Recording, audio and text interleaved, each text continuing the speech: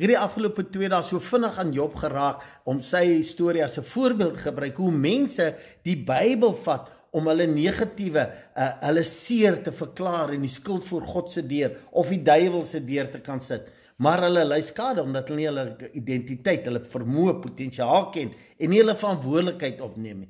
En dis hoekom ek sit met 'n groot probleem, want as jy met mense praat oor iets, dan haal hulle die Bybel aan, haal hulle 'n versie aan, ons praat van tweezer teologie. En so maak ons almal, ons vat 'n versie wat vir ons pas en nou bou ons 'n hele waarheid volgens daai versie aan. En dan mis ons die groter doel. En dis hoekom ek gaan nou in die volgende 2 of 3 dae daaroor praat, maar ek gaan 'n radikale stelling nou maak. En luister môre hoe ek dit verduidelik.